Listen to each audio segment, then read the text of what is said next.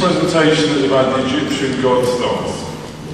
The aims of the lecture are to present information about a part of our own being through the Egyptian mythology and to remind us about the process of self-realization and initiation.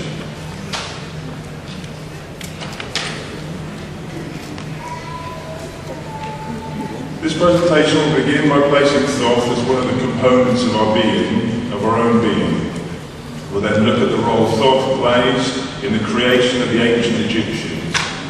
Thot's attributes are many, and we'll look at this primary role as Scribe and his relationship with justice and the high law. We'll then look at the eyes of Ra and Horus in relation to Thot before finishing on a more personal note in relation to initiation and the alchemical process.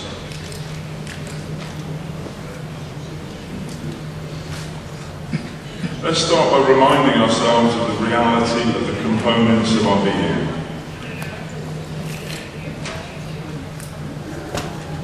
Master Samael continually tells us about our being, and at a certain stage of his path he met the derivative components of Osiris, Isis and Horus.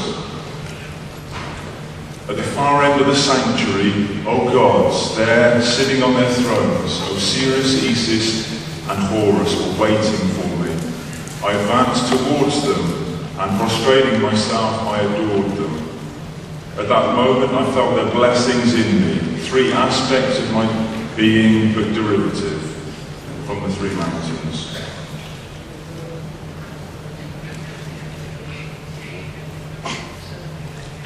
Master Samael tells us in Tarot and Kabbalah, the unity, Osiris, the father, divides himself into Isis, the mother.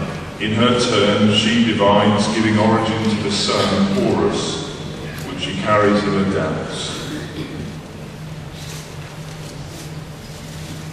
Master Samael continues, Horus unfolds into the essence. In the Egyptian Book of the Dead, it is said that Ra gave to Horus, the child that the Divine Mother carries in her arms, the region of Buto. This region is of pure spirit, Atman, Buddhi, Manas. Osiris, Isis, Horus, Atman, Buddhi, Manas. These are all components of our own being, but there are many, many more.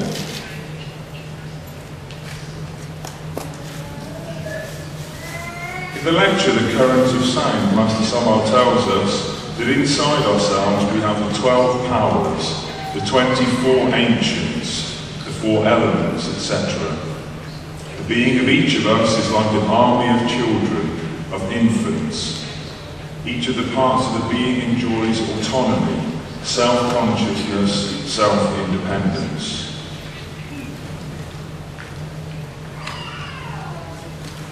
Thot has many attributes. Thot, the duty in ancient Egyptian, is a god of wisdom, writing, speech, measurement, medicine, the moon, and magic. Thot serves as a scribe, record keeper, and vizier of Ra, the solar logos.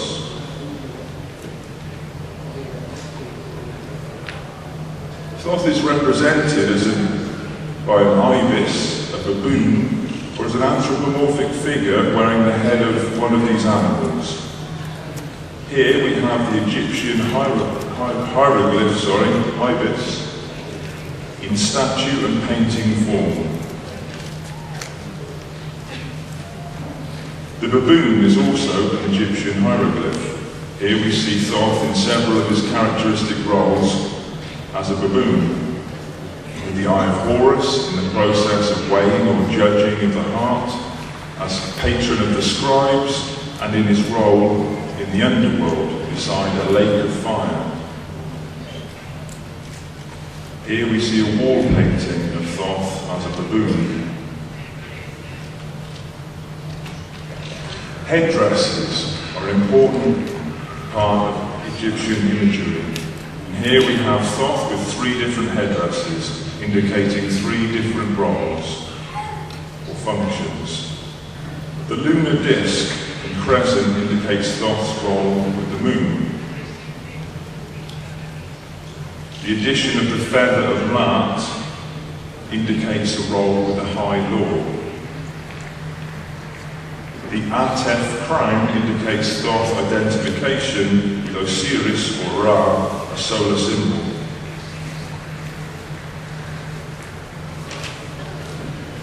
Thoth is a Promethean figure, mainly independent of the main family of gods. Here we'll see what role Thoth plays in the important creation myths. There are two main Egyptian views of creation. Firstly, the creation is manifested through pairs of gods and goddesses. Secondly, the creation is brought about by the utterance of a word by a god.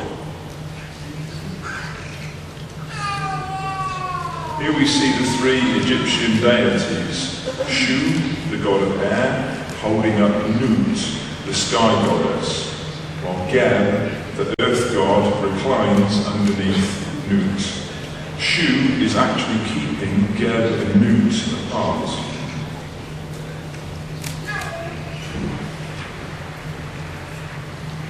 One of the creation myths begins with the Ogdoad, primal gods arising out of the watery chaos of Nun.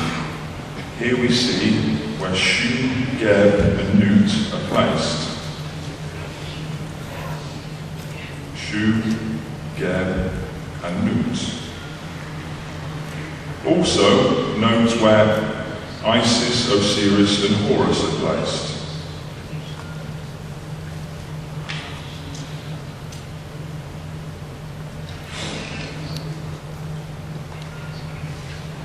But where is Thoth?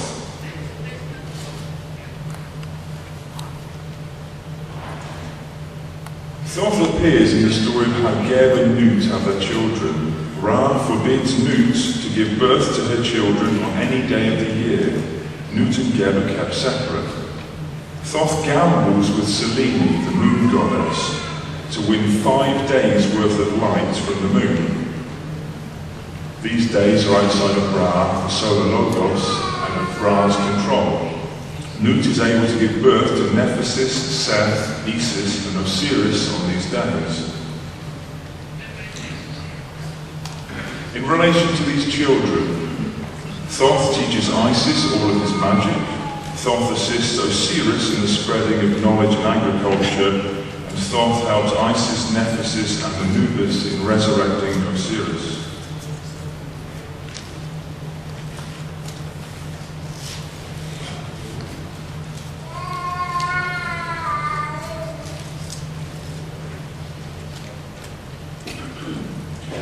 In another myth, Thoth appears at a more fundamental position in creation, appearing before the pairs of gods emerge. Thoth is often called the heart or tongue of Ra. Common epithets for Thoth are the tongue of Ra, lord of sacred speech, the herald of the will of Ra. He is the heart of Ra which cometh forth in the form of the god Thoth. What emanates from the opening of his mouth cometh to pass. This gives us a clear idea that whatever Ra wants to create is made manifest by Thoth.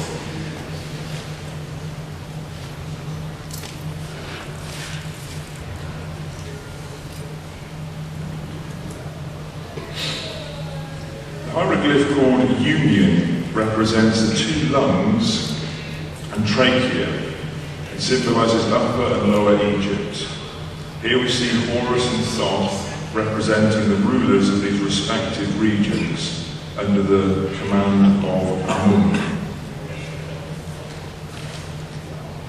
It might be surprising, but the deity called Seth was also a ruler, and here we see him opposite Horus. We think of this deity as the ego, head of the red demons of Seth. However, in this aspect, Seth is better viewed as the luciferic fire, like the symbol Baphomet.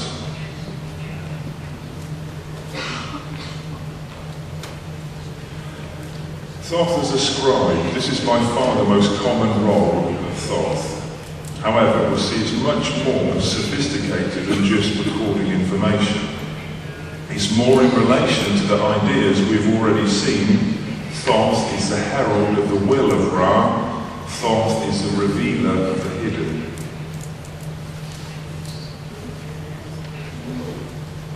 The scribe's outfit is another Egyptian hieroglyph. Here we see the images of this hieroglyph of Thoth. Thoth is primarily a god of writing, a scribe. Temple walls often portray Thoth with his consort Seshat, the goddess and personification of writing. In the well-known weighing of the heart scene in the Book of the Dead, Thoth verifies and records the results and announces them to the divine judges. Epithets of Thoth include Scribe of Ma'at and Lord of Divine Words. Here we see Thoth with his consort Seshat, the goddess and personification of writing. The images also include Amun, and they are inscribing the tree of life. It is their writing that actually creates the tree. This is the kind of scribe that Thoth is.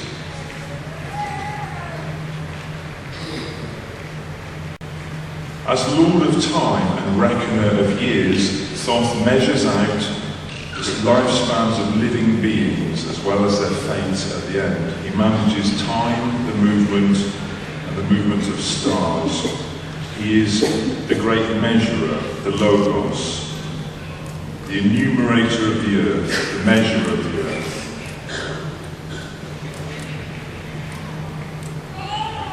Here we see Thoth represented as a baboon, protecting and inspiring a scribe. We've seen he's more than a scribe in a God way of thinking. Egyptians believed that Q, or words, are the building blocks of reality, and that writing embodies the essence of things named. So Thoth confirms and establishes events, lives and things by recording and proclaiming them.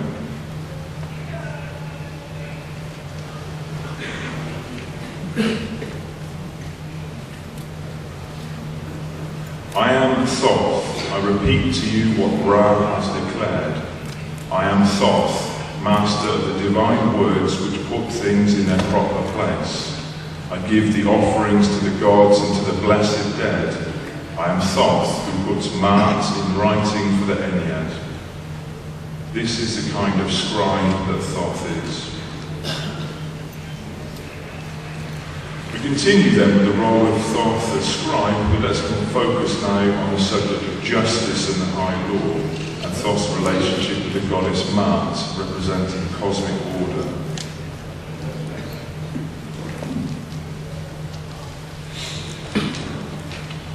Thoth is closely related to Ma'at, or cosmic order. Thoth, the scribe, records the result of the weighing of the heart. This is from the Book of the Dead. Make note of the two aspects of Thoth in the bottom image. Thoth records the results as the ibis, but is also present on the top of the scales as the baboon.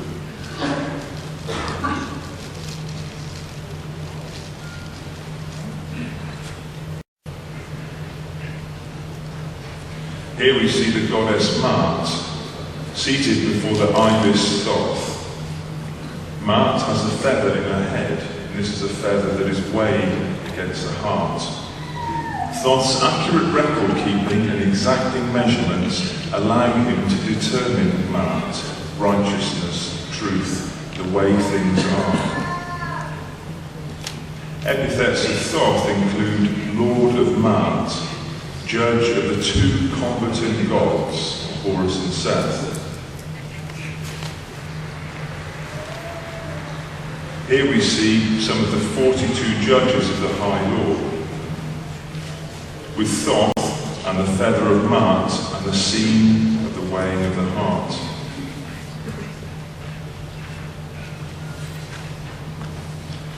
In this next section, we'll look at Thoth in relation to the eyes of Ra, which represent the sun and the moon. This image shows the solar deity Ra being adored by a devotee. Ra was the Egyptian sun god who was often referred to as Ra-Harakte. Ra is Horus of the horizon. Very often in Egyptian mythology, the gods have combined features with other gods. For instance, Ra-Harakte, or Ra in the form of the god Horus, means Ra has certain attributes that the sun is setting. Ra is also represented by a scarab beetle, symbolizing the newborn sun. Ra finds his manifestation in the daily cycle of the setting and rising of the sun, only to rise again each morning, and his closest ally is Mars.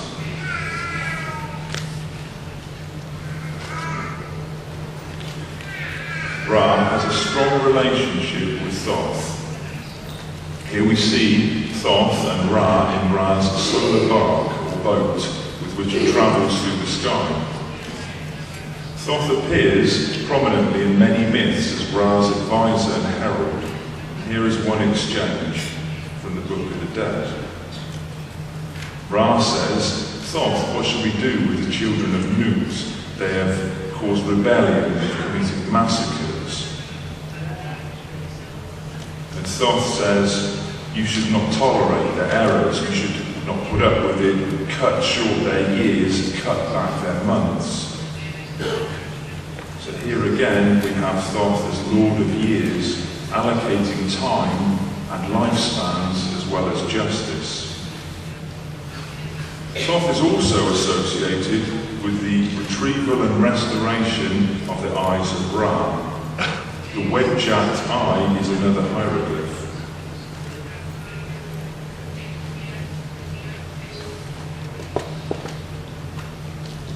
Here it is important to make the distinction between the eyes of Ra and the eyes of Horus. The eyes of Ra represent the macrocosmic aspect, the sun and the moon, symbolizing that Ra is everything. Ra is complete, is night and day. In this case, Thot is related to the moon. The eyes of Horus, however, represent the personal aspect, the initiate. The eagle or hawk flies straight to the sun without closing its eyes, is able to fly directly at the sun, representing the Christic path. In this case, the eye indicates faculties, clairvoyance, which are damaged by the ego and restored by initiation. So let's continue then with Thot and the eyes of Ra. Remember the headdresses. Here we see the ibis and baboon aspects of Thot, both with lunar crescents. In his relationship to the solar god Ra, Thot, the moon, is said to be his companion or substitute, the silver sun. They are the two companions who traverse the sky. Referring to the two phases of the moon, I know the one who is small on the second day of the month and big on the 15th. It is Thot.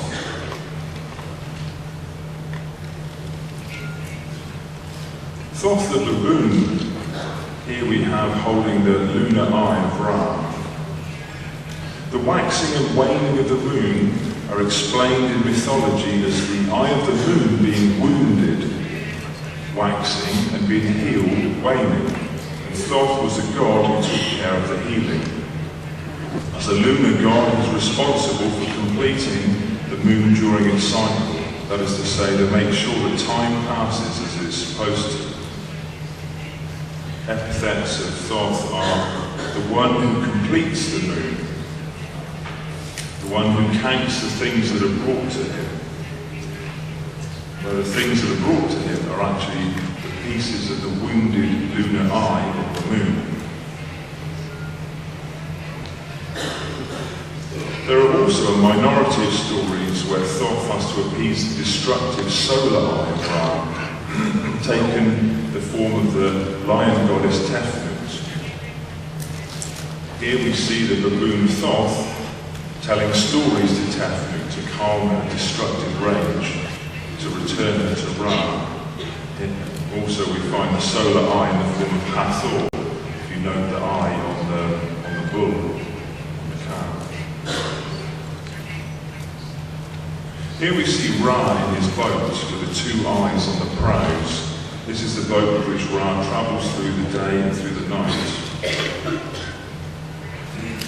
This boat, in fact, is more commonly referred to as a bark of Ra. Bark is another hieroglyph. Here we see the boat sailing across the back of Nut through the day and the night sky, with the star-like symbols representing the stars in the sky. And so the smaller image shows the bark of Ra about to enter the doorway of the night sky filled with stars. Thot is also seen accompanying Ra in the bark, or often Mat is swapped with Thot. Here we have both Thot as a baboon and as an ibis, both in the same scene. When the sun sets, the solar bark enters the night sky. It's said to be journeying through the region of Amduat. Amduat can be interpreted to mean that which is in the underworld. Amduat tells the story of the sun god Ra's journey through the 12 divisions of the underworld.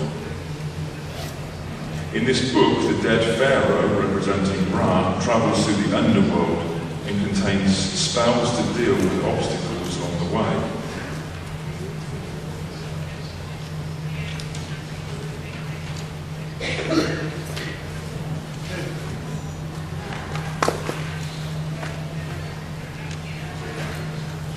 This scene shows 4 baboons sitting at the corners of a rectangular pool.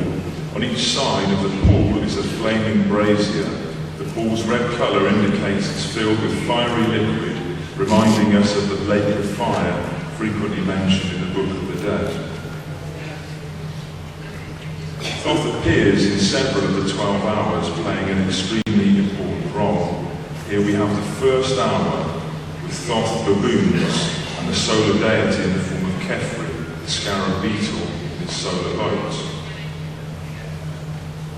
In the 4th hour, the ibis-headed Thot receives the eye for safekeeping.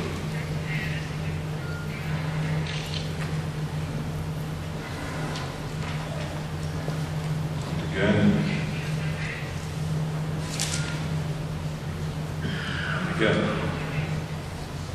In the 6th hour, Thot's baboon-headed aspect appears on the throne, and offering an ibis-headed image of himself to an unnamed goddess holding the eyes of Ra. Meanwhile, Ra is undergoing rebirth and transformation in the inmost parts of the Duat.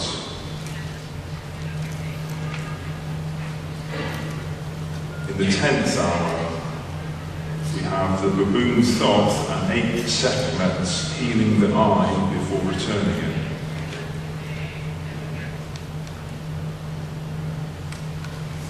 The ibis-headed form and baboon form of Thot seem to represent the different qualities in the journey. Unfortunately, we do not have more time to study the Duat. In this section, we'll see Seth as an antagonist against both Osiris and Horus, and the role that Thot plays in these battles. The eye of Horus, instead of the eyes of Ra, which we've just seen, refer to the faculties of clairvoyance and the third eye of the initiate, or the person walking the Christic path.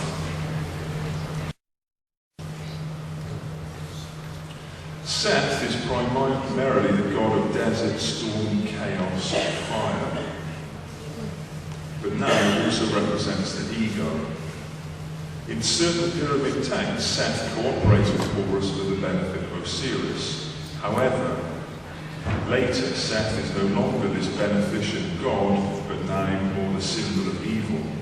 Seth actually is instrumental in the dismemberment of Osiris.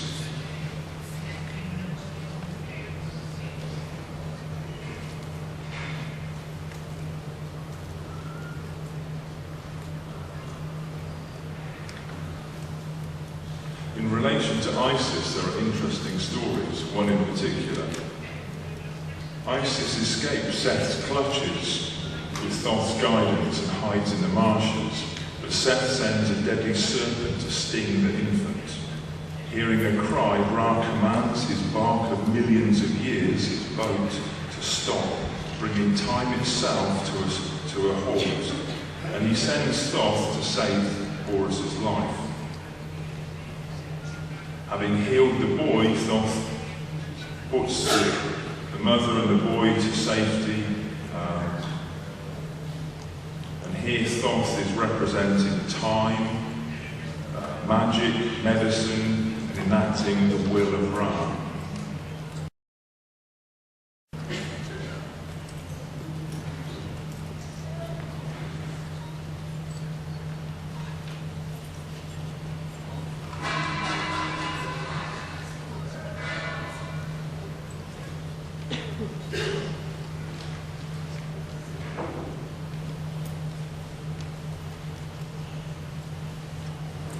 Thot as a peacemaker. Thot is often in a position of acting as a peacemaker. And here we see this again for Isis. He catches the suffering of Isis about the death of her husband Osiris as though in a net. Thot continues his role as peacemaker and mediator or conciliator between Horus and Seth. He makes peace between the two combatants. In the battle of Horus and Seth for the possession of Egypt, Seth tears out the eye of Horus. Horus tears away his genitals, his virillia. Thot intervenes and receives a wound in the arm. While doing so, he ends the battle, however, and heals all the wounds. Mainly he is a mediator or reconciliator, less so a medic in these things. He it is who judged the rivals and reconciled the brothers. Master Samuel tells us, Seth transformed himself into a wild boar and struck the eye of Horus. The wild boar must be killed, thus the eye of Horus is restored. That is to say, clairvoyance is restored. And Horus can put an end to the wild black boar, but not alone. Rather, he must beg the help of the Divine Mother. In eliminating the black boar, Horus triumphs, and the essence that is trapped is freed, fusing with Horus, the diamond soul. We're near the end of this presentation, so let's look briefly at the role of Thot and the alchemical process, both as Mercury and the Christified mind. Master Samuel tells us, according to Egyptian wisdom, Thot is Hermes and Hermes is Mercury, the great hierophant, the minister, the ambassador of the solar logos, the great instructor who elevates us from initiation to initiation, the end seminus. Thot as the brute Mercury could perhaps be represented as a baboon. This is transmuted and later forms the archaeos, which when fecundated with the soul of the serpent, which is fecundated with the soul of the serpent. This is raised up the caduceus, or our spinal column. Here we see Thot or Mercury with the two staffs and two serpents, representing the semi-etheric channels of Ida and Pingana, through which our transmuted Mercury is raised. The refinement of the Mercury through the awakening of Devi Kundalini Shakti results in the creation of the solar bodies. And Master Samuel tells us, therefore, brother of mine, nourish yourself with the 7 loaves of bread which are brought as food before Horus, and eat from the bread which is brought before Thoth. The 7 loaves of bread are the wisdom of our 7 servants. Thoth is intimately related with alchemy and sexuality. Master Samuel tells us our alchemical food is in the city of Pe, which means in Lower Egypt, our sexual organs. The 7 loaves of bread, our sacred cakes, and our ale are in the city in which Thot makes the intimate triumph. Crumhella tells us, the great priests of Egypt, the ancient inheritors of all the archaic wisdom which the Atlanteans cultivated, represented the great ibis god Thot with the virile member in a state of erection. Crumhella recounts that on that erect phallus of the ibis Thot, a phrase was written that said, "Giver of reason." Next to the inscription, a lotus flower shone gloriously.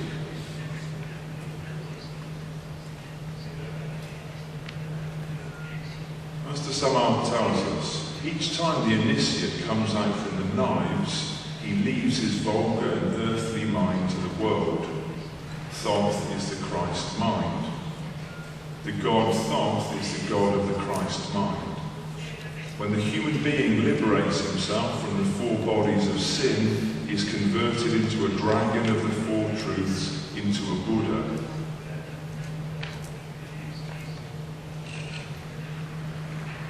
What we have seen then is Thot related to our inner Mercury and also to the mental body.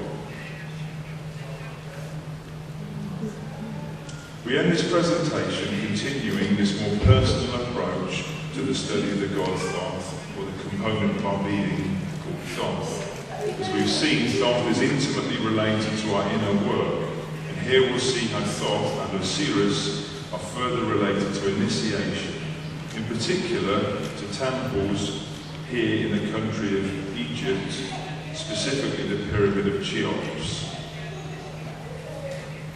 Madame Blavatsky says in her epic work, A Secret Doctrine, she says a lot.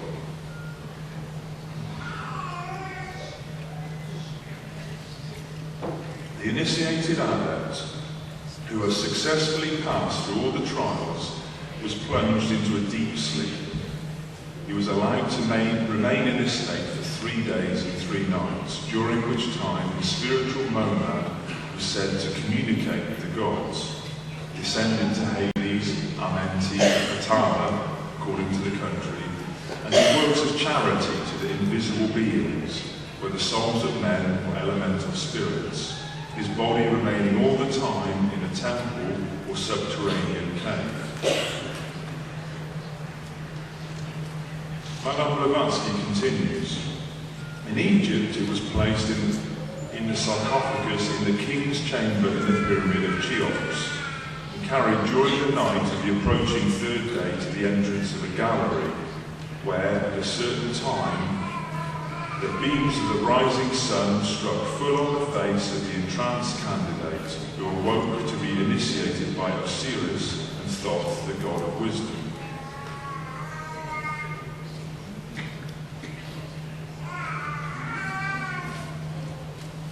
Continuing, 2 gods, hierophants, one with the head of a hawk, the sun, the other ibis-headed, Mercury, Thot, the god of wisdom and secret learning, are standing over the body of the candidate just initiated.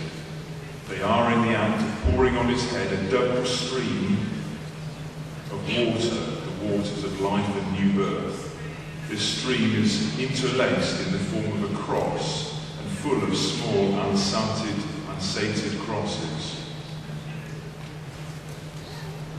This is allegorical of the awakening of the candidate, who is now an initiate, when the beams of the morning sun, Osiris, strike the crown of his head, his entranced body being placed on a wooden towel so as to receive the rays. Then appeared the hierophant initiators, and the sacramental words were pronounced, ostensibly to the son Osiris, addressed in reality to the spirit sun within, enlightening the newly born man.